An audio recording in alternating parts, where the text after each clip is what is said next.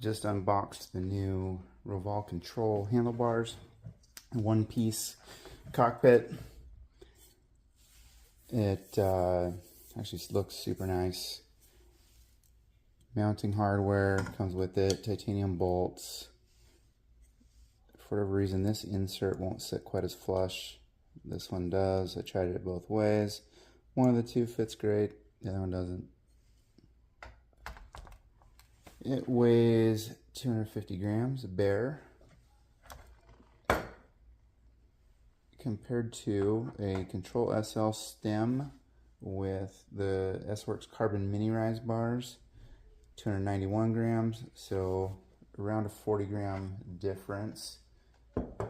However, if you compare the Garmin computer mount that I was using, 7 grams, the one that comes with it, 23 grams, 22 grams. It makes the weight difference even less between the two setups. This has a hole right down here, bolts on the front. It locates the computer mount. This is a super non-elegant solution and it looks kind of goofy. So it's not what I'll use in the long run. I'm going to use a K-edge computer mount that replaces a top cap and then sits up here. The angle of this with a Specialized Epic 8 is your head tube angle, sets that back, puts this about dead flat. If you are running this on a bike with a steeper head tube angle, the computer is actually going to be pointed away from you a little bit. On the Epic 8, it ends up exactly flat. This is 780 millimeters wide.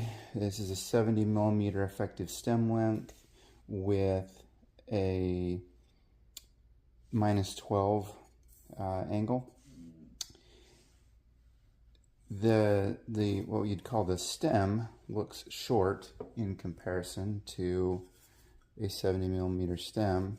But when you align them in space, because of the double bend, the bars actually end up in an identical hand placement to the S-Works Carbon Mini Rise bar. So it has ends up with the exact same sweep and almost identical rise, to where it's hard to really show the true alignment on the camera. But even though that front part looks a lot longer because the stem sticks it out, with the way the bend works, your hands end up in the same orientation. The difference between the -6 and the -12, if you actually stick these kind of flat on a table and you put it on the edge so that you're sticking exactly flat. If you put this on there and line those up end to end, there ends up maybe a 2.5 to 3 millimeter difference in actual height. This is going to sit about 2 to 3 millimeters lower than the -6. So, a 6-degree difference sounds like a lot. On a 70 millimeter stem length, it only adds up to about 3 millimeters. You could run the trigonometry and get the exact number, but it is very close to identical when you line them up next to each other on the edge of a table. In the package with this, it includes a top cap and a stem bolt and a steer tube. You may have to recut your fork steer tube I said steer tube. It includes a star nut to go in your steer tube.